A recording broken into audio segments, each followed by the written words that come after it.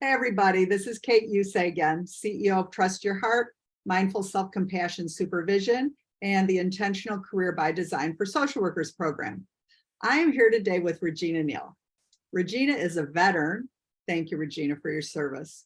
A social worker and a business owner. It was amazing to have the opportunity to have Regina in our group and share not only her practice wisdom, but also her considerable social work success. This is her second career, and she was very generous with her support for other social workers in the group, especially the ones that were newer in the field. So Regina, give us a little background about who you are and your business. Hello. Hi, Kate. Thanks for having me. It's a little tough for me to talk about myself, but as Kate said, I am a veteran, a disabled veteran. I served 8 years in the Army. Unfortunately, I was in the first Gulf War, wounded, but that was years and years ago. I am a proud single mother of one adult son who also followed my footsteps and joined the Navy. I'm also a cancer survivor, cervical cancer, stage 2. So those are some of my personal upcomings.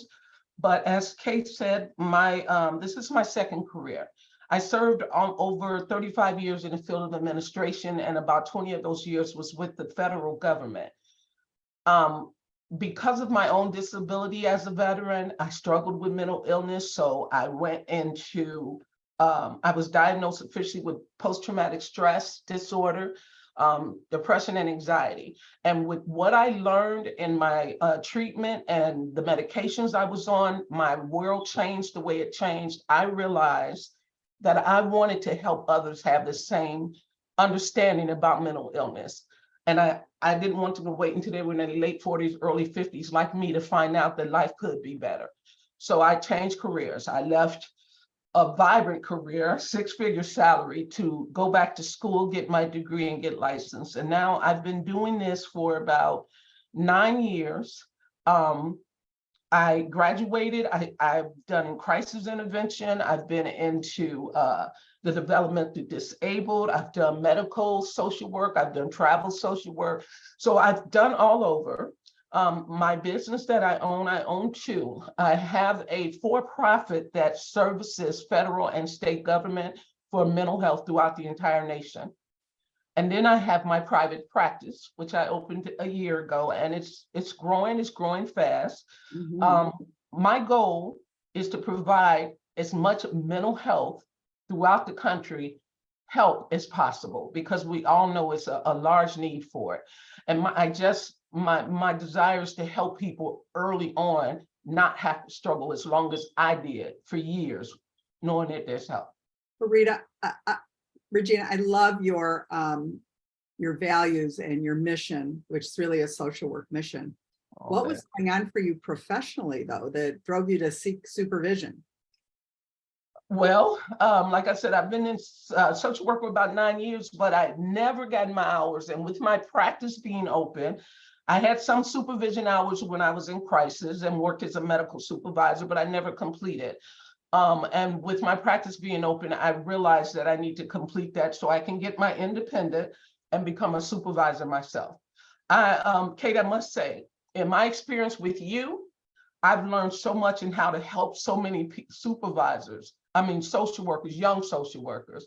And my up and coming in my profession, the hardest thing I had was when I had to learn documentation.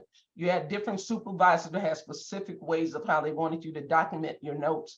To a point, I got so frustrated, I thought maybe I wasn't going to be good at this. But eventually I got my niche. And I realized that I want the 2 things that's important in mental health is rapport with your clients and good documentation. And so what was going on with me was wanting me to get to a point where I can help up and coming young social workers start off with that kind of knowledge, so they don't get to a frustrated part where at one point I was ready to walk away from my career. I know, I hear that from so many social workers. They're just ready to burn out, don't want to be social workers anymore. And they just haven't made a connection with like-minded people, like-minded social workers. We have a broad profession. And so it's important that we find our people. Yes. And so what supervision experience were you looking for? And what insights did you gain personally and professionally? what results did you gain when you completed supervision? Well, the supervision I was looking for is exactly what I got with you. It was a place, a group of where social workers could feel comfortable to bring to you more than just clinical concerns that they had for clients, but just for themselves as a social worker and their career alone. Even dealing in documentations, different avenues on electronic health records. There's a lot that young social workers need to learn. And I didn't get all that in supervision. It was just do it this way, do it this way. So when I seek supervision, I was looking for someone whose main focus was the broad sense of social work. And I just felt that when I found your website.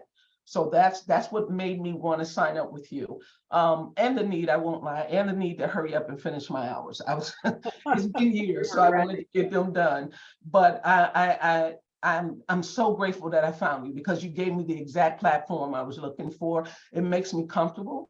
And the insight I take away from it is that now I know how to proceed as a supervisor myself when I have my S and I can move forward in supervision. Also incorporating a lot of other things like workshops and CEUs and things like that.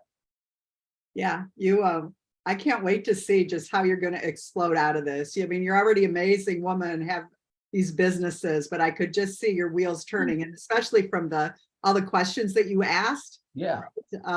I could tell that you're already mapping out your intentional career by design. Unfortunately, my mind never shuts down. It never does. So lastly, Regina, what would you tell Ohio LSWs who've been thinking about supervision, just haven't pulled the trigger? They haven't, they haven't had the confidence to just really take care of themselves first. I would tell all new LSWs and long-term LSWs, supervision is a necessity. You need that guidance to not just learn as you're going, but to be among a group. I call it a social work fellowship, because I'm a Christian, so I'm in church. So you need that. I think we all need to reach across the globe, not just in our own communities, but we need to lift up each social worker. I think supervision is the best place to go. Even when you've completed hours, you can always join a session just to refresh, get back in there and share whatever we all learn with one another. And especially when we all get burnt out, we can lift one another. So I think that is so, so important. Thank you so much for taking the time to come on today and share your experience and your gifts. It's a gift to call you. I know I was nervous. Well, it is a gift to call you a colleague, right? And any support going forward that you need, do not hesitate to contact me. And I hope you pop into supervision again. I will, I promise. I will. Thank you for everything, Kate. Thank you so much. Thank you, Regina. Bye-bye.